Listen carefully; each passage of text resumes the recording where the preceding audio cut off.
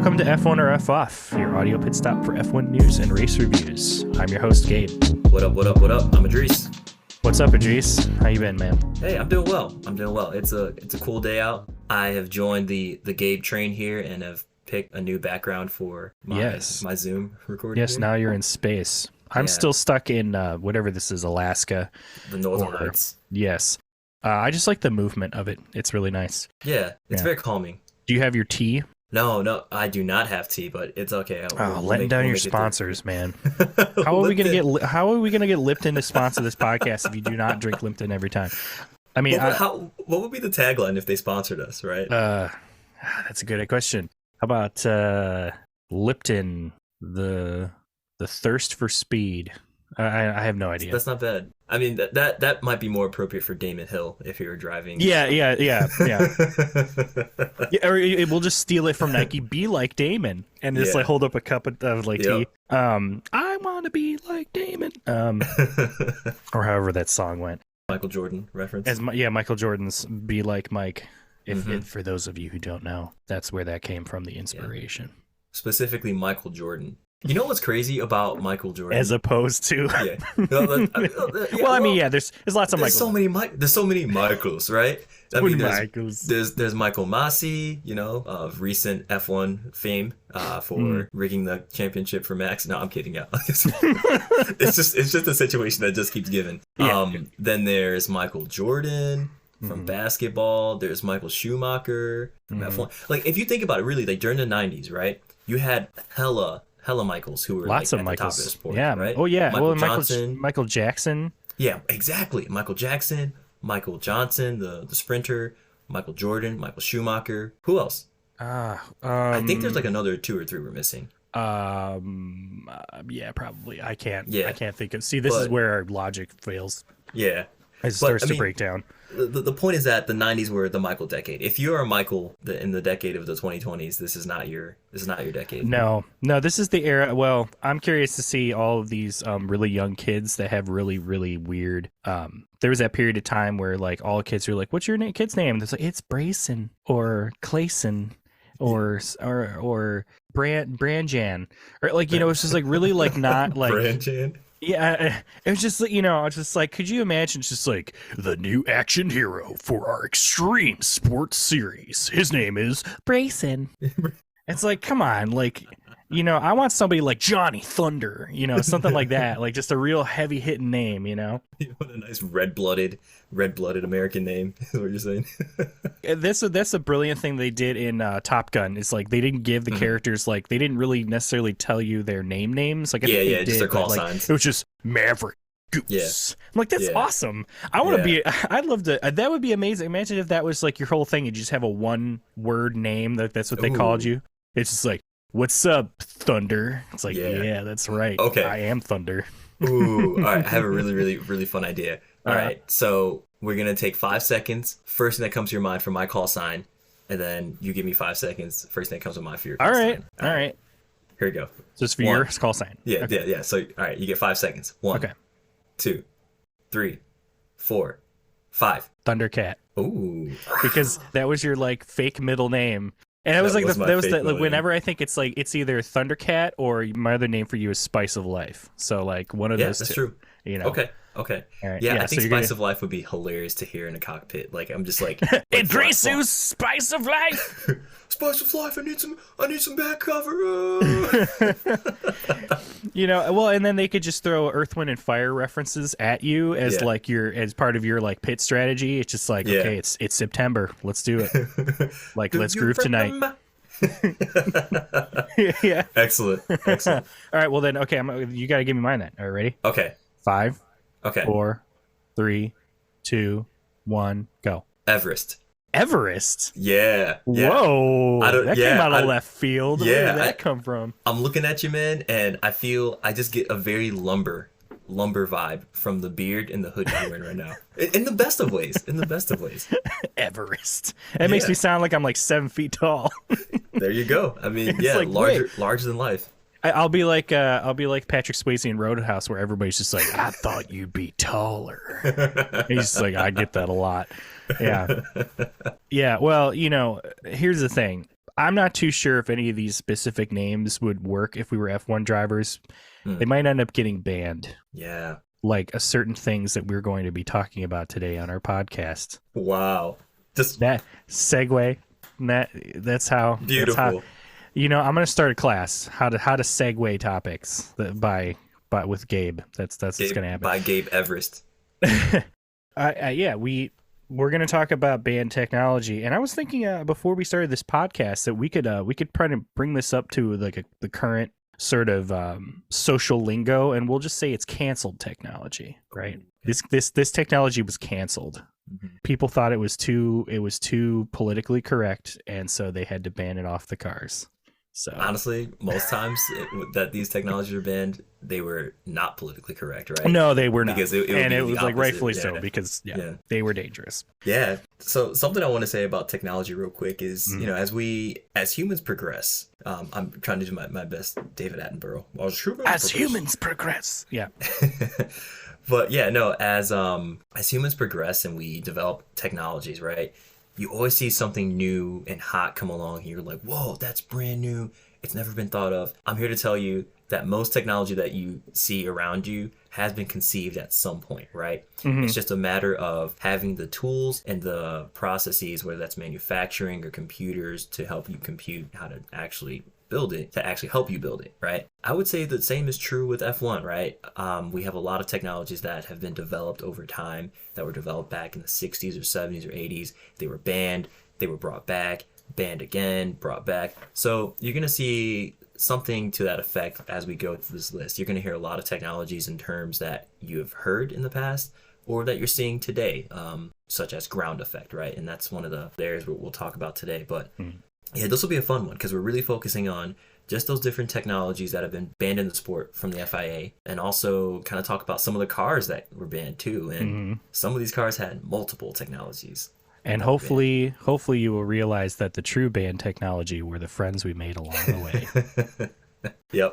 Yeah, no, I agree. When you said that, what it made me think of immediately was Star Trek, because you think of the amount of like concepts for like technology that was like thought of by like Star Trek that nobody really thought of, like wireless phone communicators and like video chat screens and replicators, like 3D printers, right? Yeah, replicators, 3D printers, even like you watch like TNG or like DS9, everything is on like a data pad with like a pen and it's like a screen.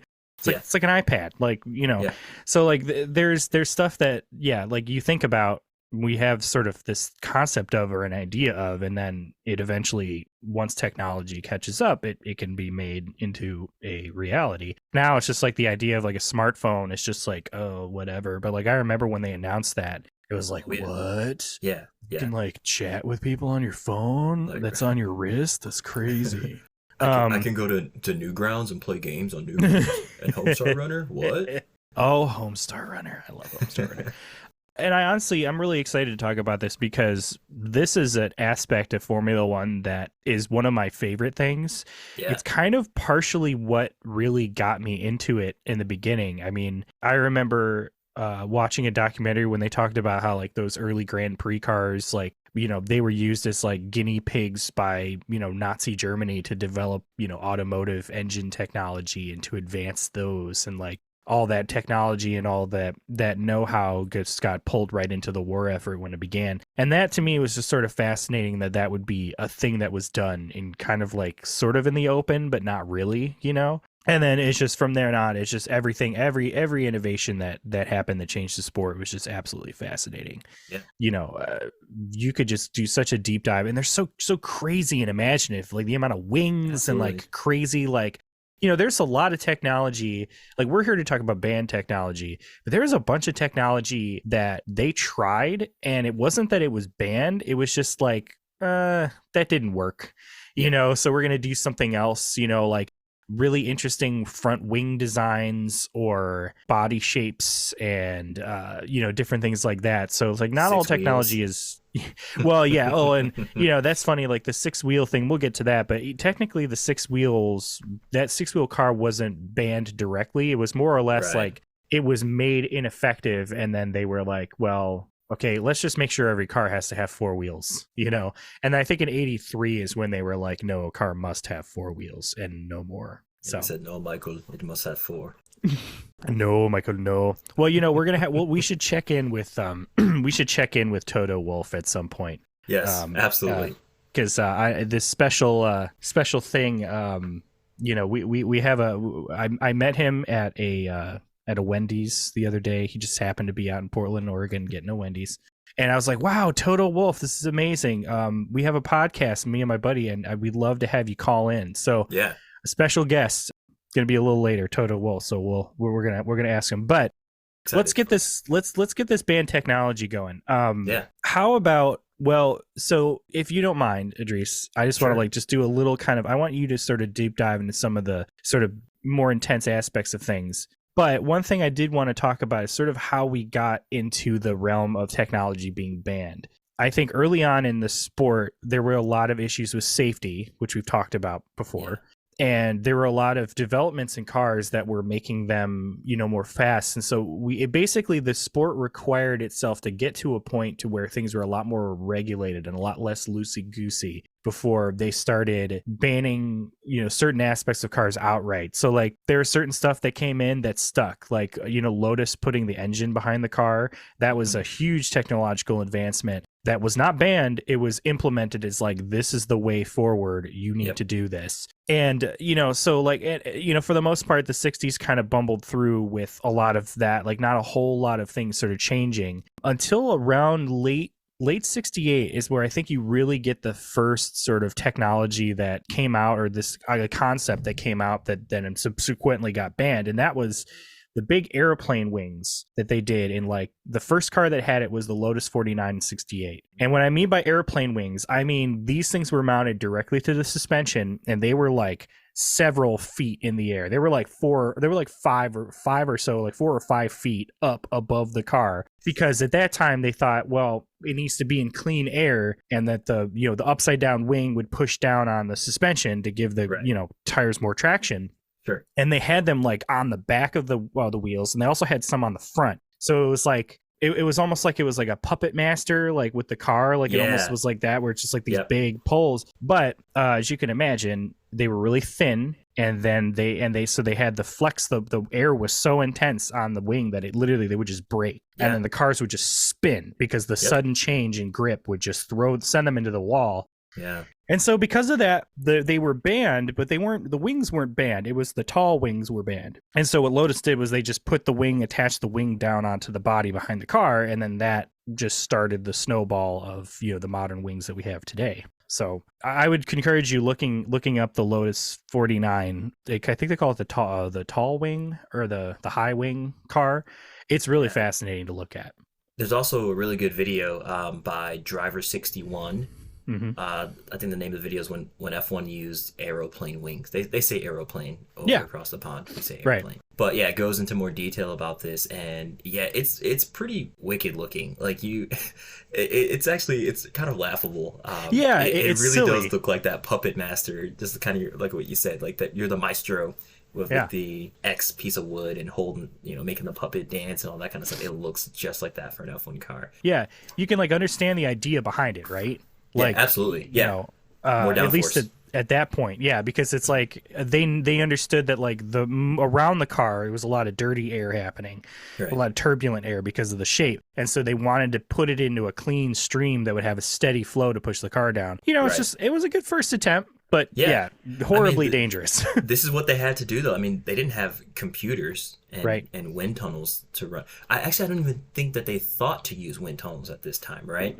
At this point, I think the way they approached like car design was, if the engine's good, if it's fast, and I have grip, that should be good enough, right? Maybe some minor aerodynamic tools that they used like in the early 60s. Didn't they do that little thing where they put like little bits of string on the body with like some tape or adhesive, and then they would test, and then they would pull the car in, and they would see how the strings were moved and stuff.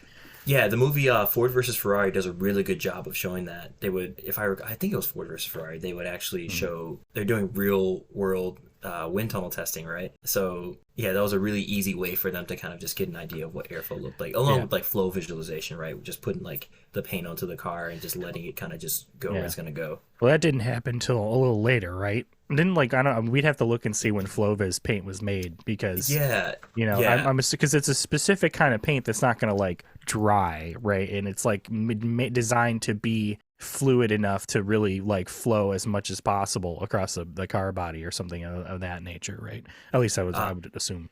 Yeah, yeah. As to when it started, yeah, I don't know, but I think even back then though, they probably would have done something similar, Mhm. just at least get some concept of an idea of what's going on. A lot of these band technologies seem to be based off of aero things. Yeah, I mean, they're not all of them, but yeah. there was quite a few, at least early on, like, in the 60s and the 70s, Hmm. it was mostly aero advantage that people were going for. I think Yeah, because wings had made such an impact when they first came out, right? yeah. And then so they were just like, well, how else can we utilize air in Hmm. order to create a faster effect? And so the next kind of big thing that happened the next decade is ground effect Yeah. in the 90s, 70s. So yeah, like you want to kind of walk us through sort of ground effect. I know we touched on Sure. it before a little bit. Sure, yeah. So ground effect, that should be very familiar sounding to a lot of you. Ground effect is actually currently in use now with the 2022 regs of the Formula One cars. So it was banned, but it's brought back. So what happened? All right, so maybe let's just start at the point of what is ground effect, right? So ground effect, just a short primer on that again for those of you who may have forgotten, is where you're effectively creating a low pressure region underneath the car. So the way downforce and suction works, if I have a low pressure region underneath the car, I'm going to have a higher pressure region on top of the car that is going to effectively suck the car lower to the ground, generating more downforce, which increases my speeds, which allows me to hopefully carry more speed into the corners and just have a faster car all around, right? Now, Mhm. this was done in the 70s, implemented during, I think actually the first time it might have been like, I think I saw somewhere it was like 1968 or 69 where this was kind of being piloted or demoed. I'd have to double check the date on that. But effectively, what they did, they would use mechanical skirts, that is like just pieces of metal effectively, Mhm. along the side of the car in between the front and rear wheels that would allow the wind to be funneled into underneath the car, right, and speeding it up and dumping it out behind the car, Mhm. which effectively would do the same thing where you're getting that suction effect where effectively you're making like a venturi underneath the car, right? Yeah, they'd have these big tunnels like Yeah. right alongside the skirts where the wind would go through. One thing I was just thinking about when you were a kid, if Hmm. you stuck your arm out the window while the car was driving and you made your hand like flat and you would like glide with the wind, if you Yeah. got close to the body of your car, it would like suck your hand in like a magnet. Yep. That Yep. is like essentially ground effect. It's like that like pressure Yes. thing. It's also so next time Yeah. you're in the car, if somebody else is driving and it's windy out and you're on the highway, give it a try. Yeah. Because like that's sort of that sort of idea of it, like Yeah. your hand getting pulled down Yeah. because of the pressure. Or if you're feeling risky and you're driving by yourself, you can just put your left hand. I mean, yeah. Live life dangerously. All right. Wear your seatbelt, kids. Yeah, the whole thing. It's funny, that whole saga too, because Lotus was originally they were one of the big pioneers for the ground effect car, because at that time, like I think it was sometime in the late 70s into the 80s, and I remember what happened was like Lotus they had developed ground effect, but they were trying not to like let anybody Yeah, tip understand their it, right? hand. Yeah. And so what they did was they also developed like a differential. And so whenever the car would come in during testing or the early kind of parts of it, they would like have somebody run over, they would like, throw a blanket over the gearbox, or they give somebody something, they go running and scuttling into the garage. Mm-hmm. And it So was a red all herring. it was a red herring. It was all to try and distract people from paying attention to what was actually happening, which was the ground effect, because they said like it didn't matter how good their differential was, it was not going to make the difference of speed that they were getting. And ground effect was the result. But early on, what the problem that they had was they had put these hard rubber skirts on the side of the car that were fixed. Yeah. And what would happen is the car would move and oscillate. It would scrape on the ground and it would like kind of like catch. And it was not the most ideal thing because it would create some kind of instability. Yeah. So I think it was Williams actually developed a sliding slot of a skirt that would move up and down depending on the attitude of the car and just glide along the race surface to ensure that, you know, that wind lock was going to be there pretty much the whole time. Pretty fascinating. And when you see these things, I mean, they're really interesting looking cars. Like I love how technology can dictate what the car looks like and make them look even more like spaceships than they don't already do. And those cars in the 70s were really wild. So there's actually something really funny too about this. Well, before I get to the funny thing, I want to say one thing to also add is what's really dangerous about these skirt ground effect cars from the 70s is that imagine you're driving and you are fully engaged into the ground effect and it's like sucking your car down, right? Mm-hmm. And then you lose that skirt. What do you think is going to happen? Like your car is it's going to look like the McLaren has looked over the last 4 years and just be super unpredictable and just go off, go into the runoff area, go into a wall. And that's how a lot of people like died in the 70s, right? A lot of people would be using these ground effect cars with the side skirts, and they would like lose a bit of the skirt work, right? And then just go nose first into a car. And we all know, because we've recorded an episode on this about safety, we all know safety in the 70s wasn't the best, right? So we're not really expecting people to walk away from these accidents like completely unscathed, right? They had seatbelts and stuff, but not the modern safety practices we have today. So people were getting all kinds of like terrible injuries and in some cases passing from these issues. The cars were just carrying way too much speed through the corners, and that became a huge talking point for the FIA. And they were like, yeah, we got to really talk about banning this, right? Yeah. So this kind of brings me to the funny point that I wanted to bring up earlier. So some the teams, you have to really laugh about this and admire them for doing this. But the teams, what they would do, because the FIA, I think they banned the skirts, right? They said no skirts in the pits, right? No skirts, no shoes, no service. Yeah. I'm sorry. None of that in the pits. So what they would do, they actually had systems that would, whether it's like hydraulic or mechanically actuated, they would actually lift the skirts into the car, right? Or somewhere else on the bodywork of the car, so that in the pits, they were all legal, right? But as soon as they go out to race on the track, they would just engage the system, boom, drop the skirts down, and they can race on the track, right? Right. So because of that, the governing body at the time, they re-legalized skirts in 82 just because people they were adamant about having the ground effect skirt cars. Yeah, they had to lift their skirts. It was really inappropriate. F1 sort of does the thing, as we sort of said, where they will dip into previous technology if they feel like they can utilize it to overcome a performance advantage or disadvantage, or a drop in performance rather. And so that's part of the reason why they brought ground effect cars back, because there was a problem that needed to be solved after, the late 2010s into the 2020s, where there was too much turbulent air coming off the cars because the cars were relying so much on the aero on the top and the front of the car in order to create downforce. And they're trying to think of a way that they can smooth out all of that air on the top so that competitors behind them were not stuck in basically jet wash and couldn't, they're all of a sudden their cars weren't functioning right. And the way they got around that, or the way that the solution that they came up with, was to reintroduce ground effects so that, the bottoms of the cars were producing more of that downforce, so that all the aero that comes over on the top for the most part is all just to a lot smoother, flies across the car at a lot smoother pace so that it doesn't disrupt the air behind the drivers and allows them to race closer and be able to be more competitive, which is why it's still insane to me that Red Bull got a reduction in their wind tunnel time and we're complaining about having an aero disadvantage, and then they're just walking away. I can't. It doesn't make any sense. So you think like Mercedes would be like, please ban us, give us a. Is that your German accent? Give us a punishment. No, this is just some random Mercedes worker. Give us a punishment because it's clearly worked with Red Bull. Did you see that? God. Did you see that? Well, we're recording this as of March 26th, but I did see that Toto Wolff said that basically he was just like, if it looks like, well, we should ask him. I mean, that's true. We could ask Toto.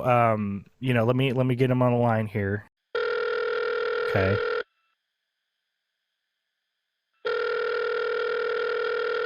Good morning. Toto, hey. Hello, cutie pie. Thanks for answering. No problemo. What are you gonna do about, your car is being really slow? What are your plans to fix it? I hear that you want to talk about, changing it into a Red Bull. Crush your enemies. See them driven before you, and hear the lamentation of their women. It's not a tumor. It's not a tumor at all. Wow. Some intense words there by Toto. Thanks for calling in, buddy. That was great. Hasta la vista, baby. I personally think it's kind of funny that their Mercedes are talking about copying Red Bull, and it's like, what's happening here? So this is an aside. I think it makes sense though at a certain point, right? Because when the regs first hit, every team is going to have its own approach to solving the problem. At a certain point, there is a solution that is most optimized for most scenarios, right? Right. That is best optimized for most scenarios. And honestly, right now, it looks like it's the Red Bull. It looks like it is the car that has the widest operating window, which is what you want with the car. Right. So I think the quote, he was saying that there's no shame if the car ends up looking like that, which I understand because you're not going to beat physics, Physics doesn't have feelings. Right. I just think Mercedes had done a good job in the past of taking a different approach that worked out in the end for them, that nobody else was doing. So I think that's kind of where they had approached that philosophy. Yeah. And it's admirable, but they're not going to beat physics, Right. Well, you and I talked about ground effect when they came, and we specifically talked about the ground effect problem that was having with porpoising, right? Because the porpoising was causing the problem, and we were sitting there speculating, like, what could be a solution to that? One of the ones that I thought of, the release that came to my mind, was actually active suspension. Mm-hmm. Yep.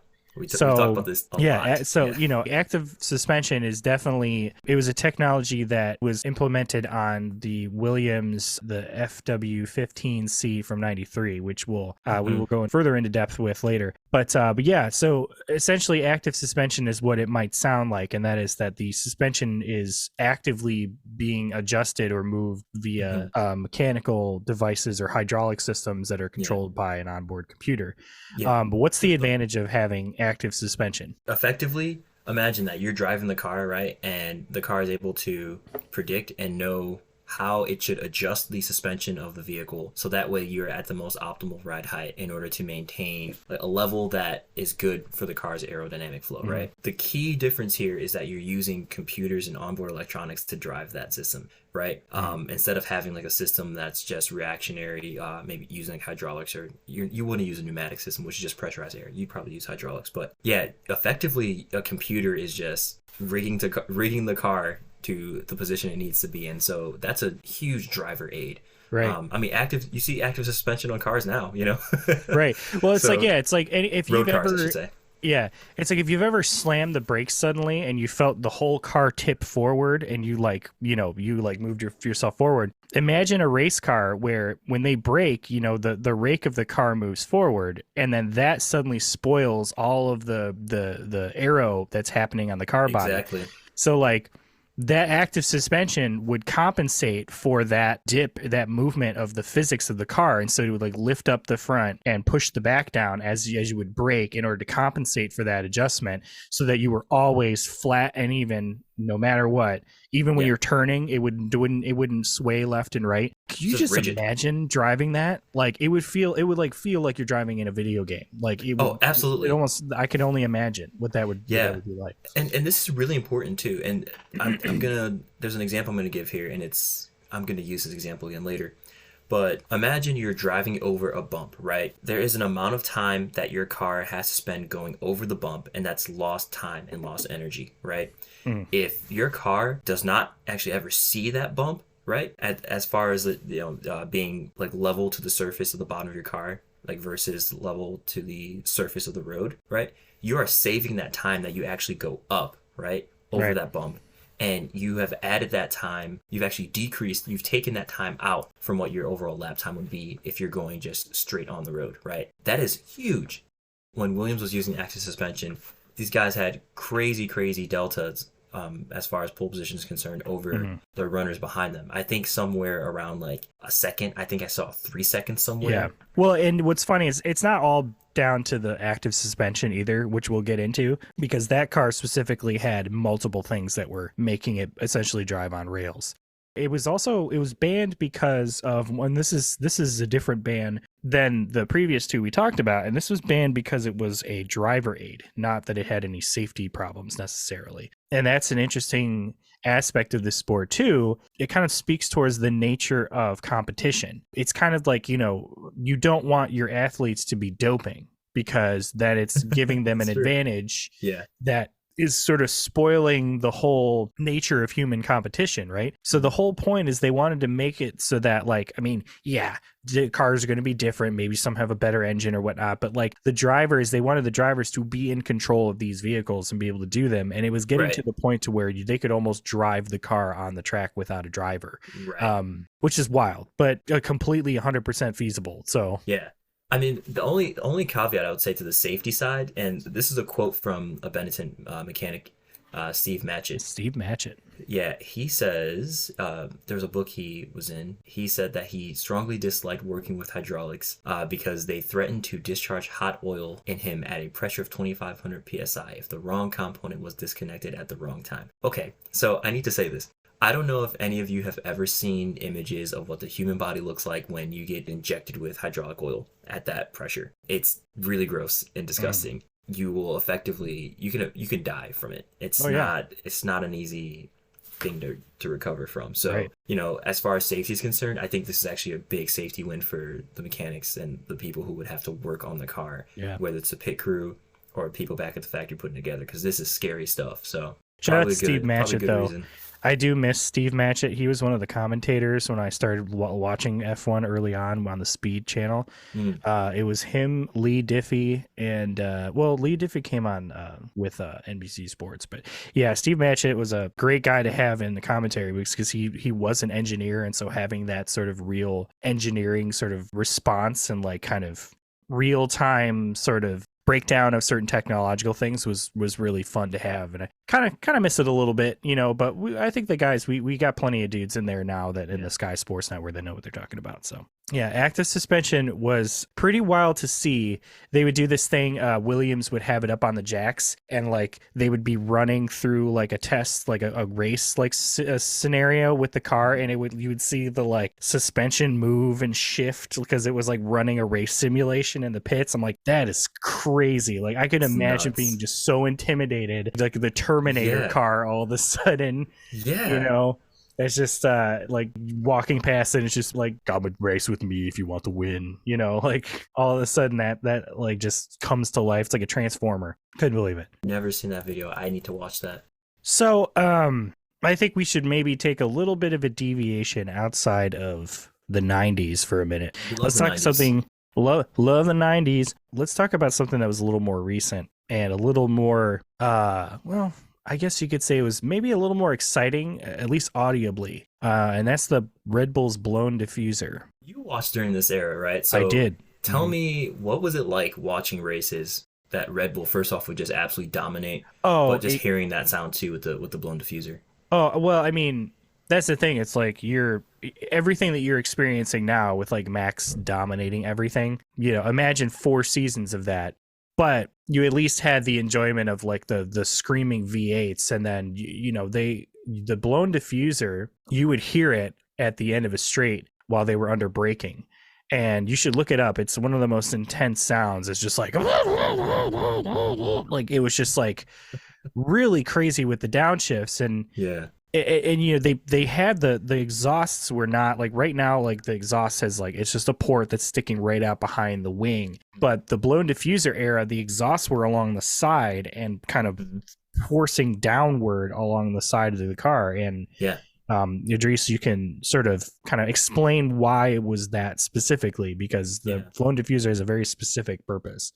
Yeah, I mean, effectively what you're trying to do is just blow exhaust air towards the rear of the car to seal up the areas that are open to open airflow on the outside, right? So you're effectively just channeling that into one area. When you do this, you're increasing and maintaining downforce on the entire track, even through the corners. You're able to do it at all throttle levels on the car, right? Because when we were reading about this, what's really cool is that Red Bull they were using Renault at the time for their power unit. They worked hand in hand.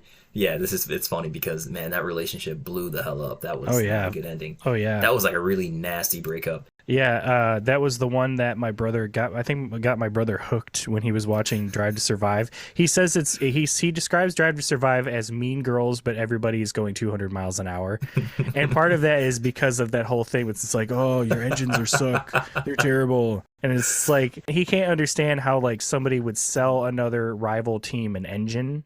Yeah, and it's like, well, I'm like, that's how this stuff happens, bro. Slim pickings. It's like there's some customer teams out there, The Mean Girls reference is just making me think of like someone just saying she doesn't even go here, but like with a Doppler effect, just because they're going that fast. Doesn't even go. Yeah.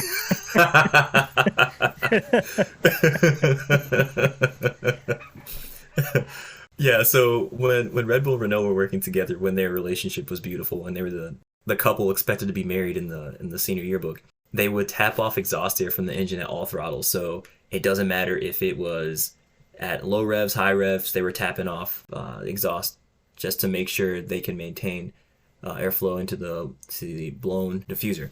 And there were a couple of techniques that you could use with it. There was a cold blowing method where you're cutting fuel and the spark, and you're effectively turning the engine into an air pump. And so you're able to power the diffuser off throttle, right? So that's really spicy that you can do that, because what you're doing is maintaining some kind of airflow through the diffuser, maintaining that pressure to the rear of the car at all times. And then there's also hot blowing, which is where you are slowing down the ignition and you're playing around with the torque maps. And what you're doing is you're getting the most optimal gas plume or a combustion event to power the airflow again for the blown diffuser system. And this you don't want to do all the time because you can melt engine components that would just not be good for the life of the engine. Yeah, like it's like a blowtorch. Yeah. What's nice about the blown diffuser is that it, I think, single-handedly powered Red Bull's dominance during from 2010 to 2013, right? This is what made them the team to beat. Yeah, they developed it before everybody else. Yeah. And so that's a key thing about these technologies that you got to keep in mind. That is that like somebody comes up with something good and new and fresh and interesting. There are two possible avenues. Well, maybe three. So, and the third one's kind of rare. So one is that the technology is discovered and all the other teams protest and it gets banned. The other is that a technology is developed, all the other teams develop their own version of it, and then it gets banned. Or there's one where a technology is developed, nobody notices until the very last minute, and then it gets banned.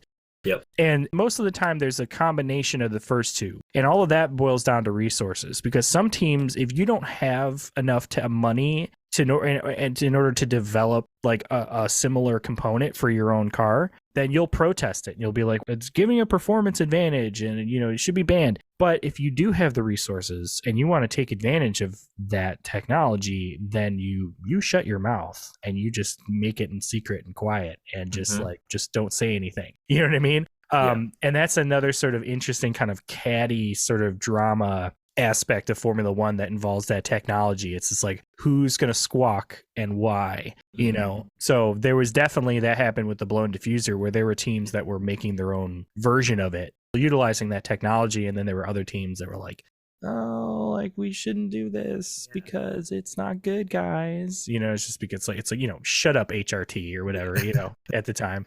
I think a really good example of that, actually, and we didn't even include this on our list. Do you remember in the 2020 season, Mercedes had the dual axis steerings? Yeah, it wasn't the rake. It was the DAS. Yeah, so they would pull back on the steering wheel effectively, and that would allow them to adjust the toe angle. The toe angle, which is the alignment of the tires to the front wheels to the actual road surface in front, right? Right. And this is really important because this allows you to put energy into your tires and to control their life a little better, right? Yeah, and on top of that, though, too, it makes it so like your adjustment angle on your front wheels in a straightaway, you want them to be as straight as possible, or even maybe slightly pointing outward. But when you're in the turns, you are pointing inward. When you're towing out, that is making your turning capabilities around the circuit better because your tires are already facing the direction that you're trying to turn. And so not only was it like you said, like you could like kind of almost warm your tires up and make them get them more effective in controlling their lifetime, but it also gave them a speed advantage down the straights. Major speed advantage. That they could readjust for the turns, which is wild. Dude, I remember when I saw the video of the DAS from the onboard footage from Lewis's car in the 2020 season. And it was like the front page of Reddit, so everyone was talking about it, and I was just like, "Nani?" Yeah, it was cool. So cool. I'm a it was little so cool. It's a little I don't know. It feels a little disappointing that they weren't able to implement it. I feel like, honestly, that one in particular kind of miffed me because I think it was Red Bull and Ferrari who complained about that one, which makes sense, right? Those are the closest rivals to Mercedes, and then it was banned for the next season, right? It would have been really cool if that had been made like a stock part, right, across all the cars, right? Right. Because that is something that actually would probably help to increase the competitiveness of the racing you see on track, right? Like if everyone is able, if everyone just think about what that would do for the sport. Oh, would have been so cool. But I understand. Yeah, but, well, it's a slippery slope though, right? Because like if they had implemented that, they could have like secretly had that thing also adjust, open some aero flap underneath the car or something, because that's how they think. They think like, oh, how can it's all smoke and mirrors. It's like, how can we implement this in a way that will also give us advantage in this other way without telling anybody? What I mean?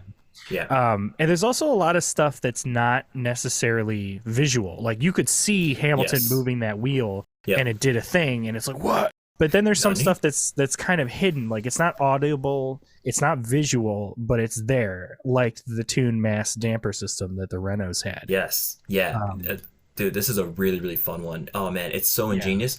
So 2005, 2006 season, Renault won I think both the drivers and the constructor championships. I think that was when your boy Fernando was driving for them. And man, those are some good seasons. So what the tune mass damper system is effectively a joint mass spring system that dampens the vibrations or movement of the system that it's within, right? So I think a good example would be just if you're just driving a car, right, your shock absorber is a mass damper system, right? It is absorbing shock, right? So what Renault did, they took this system, they took just a spring and mass, and they put it at the front of the car within the nose. And they did this the last race of the 2005 season just to kind of test it out, see if it worked, what changes needed to be tweaked, implemented to make sure that it was really effective for the car. So what this did for the car was it would effectively keep the car level as it would go over any bump. Now that example that I gave you guys earlier, this is a direct example of that, right?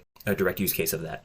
You would keep this mass damper system in the front of the car that allows the car, especially the nose, to not see any kind of adjustment, and that would help level the car out as it's going over any kind of imperfection in the road.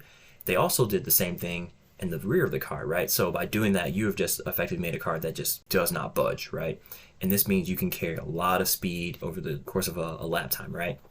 This made the car extremely dominant during the first half of the 2006 season. A lot of teams got annoyed. So kind of like what Gabe was saying earlier, teams started to figure it out, and they're like, hey, I think they're doing something funny at the front of the car. And at the rear of the car, teams started complaining. The stewards investigated, said it was legal. Then the FIA stepped in and said, nah, it's not. And then they actually ended up going to court. This was a really messy scenario. And in the end, it was ruled to be illegal by the court. The FIA, I think, or the court ruled in favor of the FIA there. Because I think they said it was actually an aerodynamic effect an aerodynamic tool that they were implementing. And like Renault was really, really miffed by that. And understandably, right? Because they didn't add a rear wing, right? They didn't do anything weird with the front wings or anything like that. They effectively made the car heavier, right? Right. There's some interesting physics going on within that system. Well, but wasn't it sort of like almost like the same effect with the active system, where it was just like because it created so much stability with the car under aero load? That was their argument when they were trying to suggest that. So yes, but the issue though with the mass damper system in particular that makes it a little different from that is that you still, like, there are some bumps and imperfections you're still going to feel from that, right? This is not being driven by the brains of the car, which would be the electronic or the onboard computer, right? So this is just like a passive system that's in there. So I understand them wanting to get rid of that on one hand, right? Actually, there's a conspiracy theory about it that the FIA was trying to manufacture like one last win for Michael Schumacher during the season that he was retiring. So whether or not that's true, FIA, they just, they don't manufacture anything except for wins for people. They don't make any parts. They're not making cars. They just manufacture drama. Yeah, it's funny. It's just like whenever people are like, oh, like I can't believe they would do that. It's like they've been doing this forever. They've been doing stuff like this forever. And like it's always a constant struggle. That's like what makes this sport as interesting as it is. It's just like so much drama, so much stuff happening. I mean, obviously there's really, really pretty bad stuff, but it's still like the cattiness is you can't help but be entertained by it. Well, I don't know about you. I could probably use some more tea, which would be nice if I had a pit crew here to refill my teacup. But unfortunately, like the Formula One season itself, there is no more refueling. And there is a reason for that. And you can imagine there's several reasons. We've definitely discussed this a little bit before, where there were lots of instances in the past where refueling was used to try and gain a certain advantage, like Benetton getting rid of the fuel filters so that the fuel could go into the car faster, and then that led to like fires in the pit lane.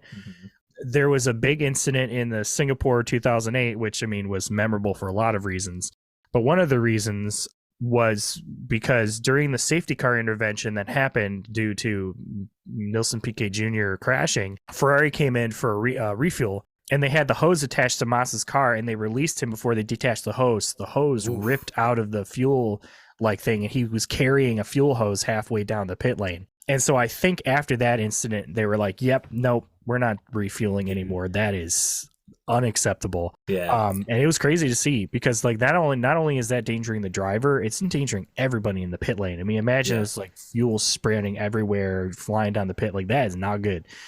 That just makes me think of the meme of the dog in the house of fire. Everything's fine. It's pretty wild too, because while this isn't a technology per se, it is a process, right? And it is a process that is comprised of technologies, right? Like you have hoses that have like quick disconnect valves and all that kind of stuff, right? So there is technology that's been baked into it, but it's still a really important aspect of the sport that was once there that is no longer there. And I think the primary reason it just comes down to cost and safety being number one. That is paramount. Because just like you're saying, you don't want people just catching on fire in the pit lane.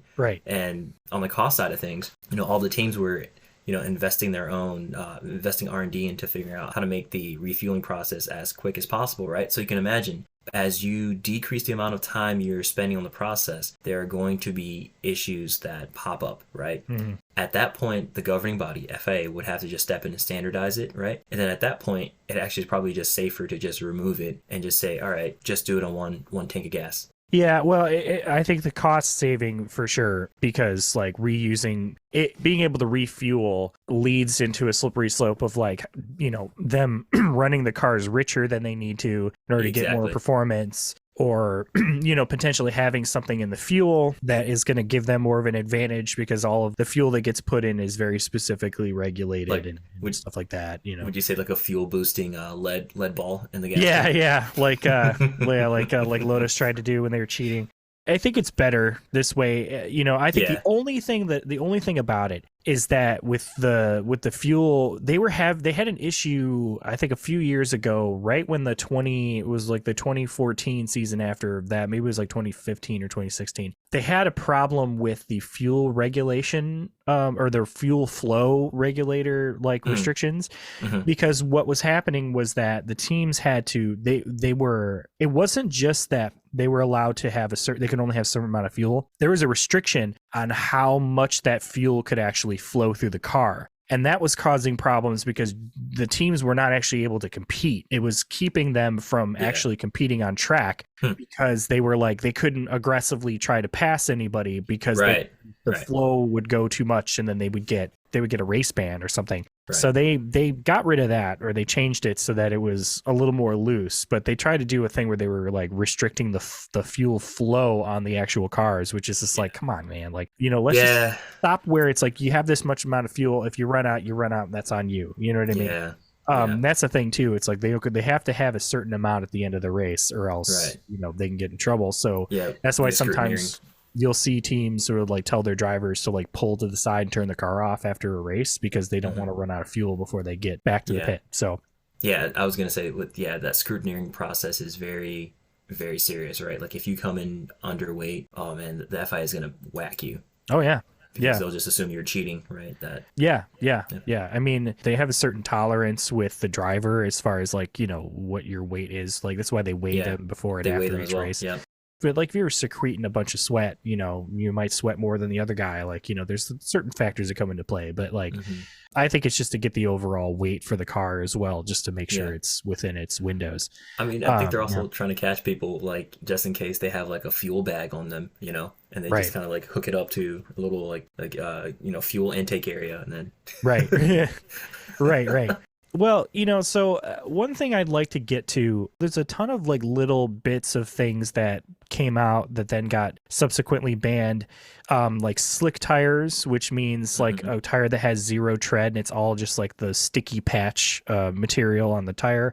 Those were banned in 99 to 2008 and they came back, and that was to try and slow down those cars as well. Like it was another sort of thing, like they put 4 grooves in the tire so it reduced the contact patch, and so that made it so that the cars like had to basically like they couldn't run as quickly as they could with the full contact patch. So they were trying to like, it didn't work because they just they found other ways to get like mechanical and aero grip. So they brought that back in 2008. It also sounds so much more dangerous to do it that way. Like it's safer to have the more contact patch area, for stopping. Right. Well, that's the thing. It's just like, a lot of mixture of different performance things. Yeah. Tyrrell had these things that they called X-Wings, which the reason why it was called X-Wing is because it looks like an X-Wing from Star Wars when you see it. And they were these little mini wings that stuck out on the side of the driver to try and increase downforce like pressure in the center of the car. And a lot of teams had started implementing them, but they got banned because it was a safety concern in the pit lane, because there were pit crews were changing tires, they're doing refueling, whatever, and they just have these extra bits of car sticking out, that when the car took off out of the pit lane, if your like hand was in the way or if you're like leaning too far, like it was just problems with safety concerns with the car actually moving through the pit crew as they kind of went through. So they ended up banning that, which is okay. I mean, they look kind of hideous, and it definitely looks like they were just going to fly off at the slightest amount of contact on the track, which probably was also another concern. God, I really hope that the drivers were, whenever they'd call into pit lane, they'd say red leader. That's what I would have done. But the next two I do want to talk about. We could sort of talk about this while we also talk about a little highlight on these special banned cars throughout F1's history. Because the first one on that list that I wanted to talk about was the Williams FW15C. This car had traction control. Like these are things that are on your domestic vehicle that you don't necessarily think about. It has traction control, anti-lock brakes, but it also had an active suspension, and it had a gearbox that could go from semi-automatic to automatic. A semi-automatic being it didn't have a clutch. You just flip you just hit the paddles and it was all automatic in there, or full automatic where it would just shift to itself. So nice. And so all of these things were banned, not on safety grounds, but because they were driver aids. And so the entire idea was that the person who was getting in the Williams was not contributing to any race wins, because the car was basically doing all of the sort of compensating and instincts that a driver would normally have to do. Now, I remember there was a point in 94 after traction control had been banned where Ayrton Senna was like, he would like be out in qualifying and he would be watching the cars drive through a certain corners because he could see whether or not they had traction control, which is wild. But like, yeah, I mean, if you're driving those cars, and sure, you know exactly what that's going to look and feel like. And, it's funny, like we use ABS and traction control for safety in our domestic cars, but like it's not really a safety thing in Formula One. It's more or less to give you that performance advantage. So like if you can just, the less that the driver has to focus on managing, the more he can focus on the actual driving around the track. And that also just, if you can have a computer sort of make sure that you're not going to lock up your brakes, or make sure that you have the perfect amount of traction to each wheel coming out of a turn, I mean, obviously that's got a performance advantage. Oh, So big that time. thing, even to this day, remains the most technologically advanced F1 car ever made, only because it has all of that computer controlled Yeah. stuff on it. It seems crazy because you think these cars nowadays are like rocket chips or like they're like, but really the most advanced tech those cars have, like, I mean, obviously, like the drivers can adjust certain things, like, you know, brake bias control, and like has maybe different engine modes. So like a lot of the technology is in the engine, but like there's nothing that's electronically controlling the functions of the car outside of the driver with its pedals and its steering wheel, right? And so they basically, I think the Williams mechanics had suggested that they could program the car to run a race by itself without a driver, and Yeah. I don't think that's not true. Why did I use a double negative there? I think that's true. Yeah, I was gonna say that. I Double don't negative is a think that's not true, but yes, true. There's a really cool video on YouTube. The title is Williams Active Suspension Video 1993 on the channel MDF Trasher that shows the active suspension. It is wicked. It is so cool to see.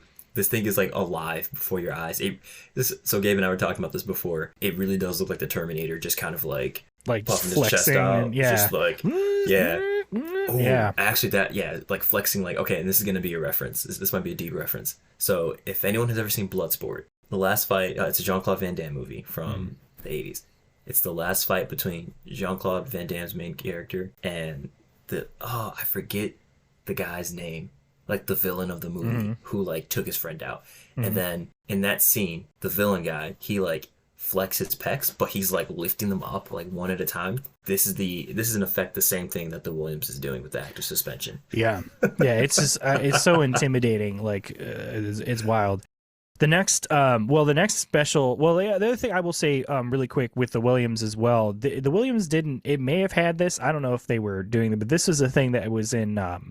There was a thing called launch control, and launch control was used quite a bit up until about 2008, like kind of starting in like the late 90s. And launch control is this idea that your car, obviously when you start a car, if you want to start it fast, like, you know, there's all these managing that you have to do. You have to manage the clutch, you have to like slip it right and feed in the throttle correctly, and like, you know, so you're not spinning your tires. There's a system that basically controlled all that. And now launch control is in like all these like high-end performance cars now. There's just a button and a setting, and it will just electronically make sure that everything happens as perfectly as it can to give you the quickest launch off the line possible. Yeah. And it's pretty obvious what the performance advantage with that is. Yeah, like you absolutely. start a race, you know. Yeah. No wheel overspin. Right. I mean, F1 is the research and development lab for all the car manufacturers. Yeah, Full pretty stop. much. Yeah. That's what it is. Full and stop, Formula yeah. E, and just, you know, it's really cool to see how those technologies kind of come together in a confluence and just produce really, really awesome stuff that we use every day. I will say I'm kind of glad that launch control isn't there, because like having some drivers be better at launching than others kind of really can mix up a field. Oh, absolutely. Yeah. So like I don't miss it. I'm not missing it. One car though that it's funny because the next two cars that I was going to talk about, there was apparently when a bunch of race car designers were told, like, if you could make a, you know, Formula One designed car without any sort of restrictions on like what you could use with it, like what would you come up with? And they were like coming up with all these different concepts. And the majority of the designers did two things. One, they used 6 wheels. They had 6 wheel designs, and the other was a lot of them had fan designs. Yeah. And what I mean by fan is I'm referencing the Brabham BT46 from 1978. It was called the fan car. Now, imagine, so we talked about ground effect, right? We talked about the arrow moving across the car that sucks it to the ground. Well, Brabham's decided, what if we just created that suction for the car mechanically? Yep. And so they literally shoved a giant fan on the back of this car behind the engine that fed to essentially like a, you know, like a port or like access ports underneath the car, so that when it was on, it was literally sucking the car to the ground air. like a vacuum. Yeah. It was the drivers other drivers immediately complained when it came out. Mainly because they were driving, I think it was like Zandervoort. I can't remember the track, but they were driving somewhere and it was sucking up all this debris. and it was blowing it at the drivers behind them like if you ever like a sandblaster, you know what I mean? Like you can imagine like bolts and, you know, chunks of rock and like chunks of bits of car just like flying past you in the back, like hugely dangerous. And I love this. My favorite thing about this was when Brabham pulled it out and there was like, why is there a big fan? There's like, oh, it's for cooling the engine. It's like, sure, pal. Oh my God. It's just like, it's like somebody having like, why did you buy a bazooka? I need it for home defense. Like, you know, like that's what it felt like. It was just like, there's no way. And so what was amazing is that it won the race that it entered and then got banned right after it. So like you could say it's the most successful Formula One car ever because it has a 100% win ratio. But yeah, that thing looked insane. I definitely suggest you look that one up. Yeah. The other banned car was the 6-wheel Tyrrell P34 from 1976 to I think 77 or 78. You might ask, I definitely suggest you looking these up. We'll post pictures of these before the for our Instagram posts of the episode, so you can look them up. The Tyrrell 6-wheel car, you might look at that thing and think, why? What's the reason for having that? And surprisingly, the reason for that is two specific things. One, the amount of I mean, you think like it'd be more about like contact patch on the ground, which is part of it, but honestly, it was more about aerodynamics because the tires sticking out in front of the car create a disturbance in the airflow. So the rear tires, they couldn't really do too much about, but the front tires, they decided to make these small little tires and stick them behind this front wing. So when the air hit the front wing, it would just skip over those tires and have a lot smoother flow towards the back of the car. Yep. It also made it that if any of those tires had a puncture, you still had 3 other tires to roll that could potentially continue to keep the car going without much disruption, which is wild because it literally happened to like Jody Scheckter. I think the big problem that they noticed some certain issues with this, where the one big problem that they had was they were noticing that the tires were depressurizing and they didn't understand why. And it was because the smaller tires rotate faster than bigger tires. Yes. So they noticed that at like, 200 miles an hour, the tires were rotating so quickly that the metal was expanding from the heat, and it was basically lifting the actual treads of the tire off the rim. Yeah. And so it was releasing all the air underneath, and then it would reseal itself back when it got it from. That's just insane. The funny thing about this too is that this actually, just looking at the photo, this really calls into question whether or not this is truly an open wheel car, right? Because the heart of Formula One is that it's an open wheel, I think open cockpit, open seat cockpit type of racing series, right? And what Tyrrell did here was kind of smart because they they're still doing it. I mean, it's still an open wheel technically, but you have a little bit of like a fairing or cowling on the front wheel in order to mitigate the aerodynamic effect or negative aerodynamic effect of the air going up the tires, right? So it's really like, kind of skirting the spirit of the philosophy here, but a little bit. They got away with it. The coolest thing, though, is that it was inspired a transformer named Dragstrip.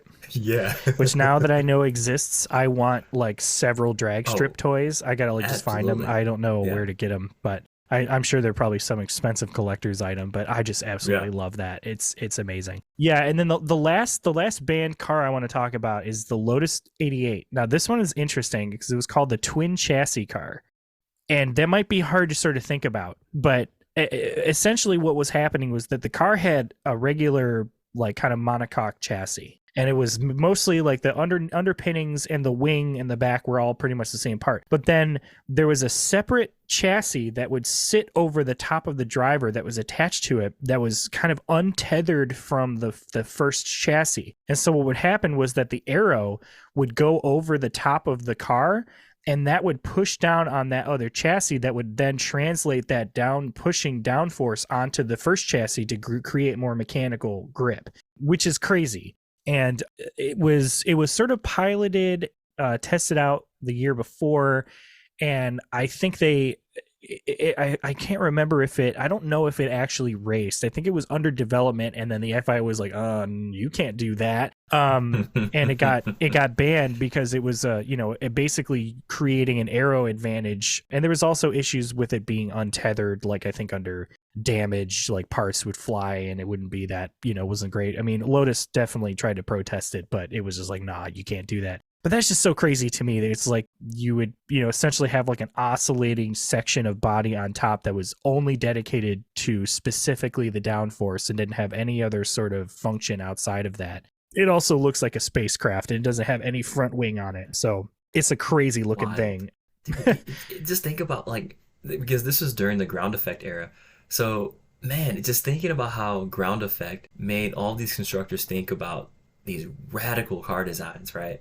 This might be, honestly, I would say the ground effect era might have produced the most interesting looking cars. Oh, yeah. Like, by far. 100%. By far. Yes. Maybe not the prettiest, but the most interesting looking. Yeah. Oh, the designs everybody was throwing out there were just wild. I mean, I would say the only other car racing design sort of formula or sort of racing series you could say was probably crazier was probably Can-Am in the 70s. They had some really wild looking things. They looked like they were Hot Wheels hot rods. Like it was nuts. There was big old carburetors sticking out behind the driver's helmet that were taller than his helmet. Like they had like skateboard wheels with like a giant like wing that was like the size of a dining table. Like oh my gosh, it's so cool and wild and dangerous looking. I think that honestly, I thought I was going to find more banned cars like when I was like doing more research, but pretty much these are the only 4 that were like directly banned. You know what I mean? I mean, you can kind of say the actually, yeah, no, you're right. Yeah, the FW15. Yeah, that's what I was going to say. Because the next year, I mean, I think they sort of had a similar chassis, but it was just like I guarantee you they would have continued to race that spec car into the next season if they had been allowed. Oh yeah, I know it would have. I mean, they found out like last minute in '93 that no, you cannot use this car for '94, and guess who joined the team in '94? Senna. Thinking that he was going to have a shot at winning another title. Right. One thing, they're trying to ban this now, and I don't like it. What is it, Gabe? I think Formula One is trying to ban friendship, and I don't think it's great. I don't agree with it. But one place where friendship is not banned is our podcast. Yeah, and it is our friendships with ourselves and with all of you. Absolutely. Because we don't want to cancel friendship, and we don't want to cancel fun, and that's what they're trying to do. But no, Michael, no, not here. No, Michael, no. All right, well, everyone, thanks for listening to F1 or F Off. You can find us anywhere you listen to podcasts. If you want to hit us up, you can find us on Instagram at F1 or F Off, and on Twitter at F1 or F Off as well. Also, email us at F1 or F Off podcast at gmail.com. Leave comments, tell your friends, let us know what you think, where you at. We want to hear from you. All right. Ciao. Yep. Don't ban your friends.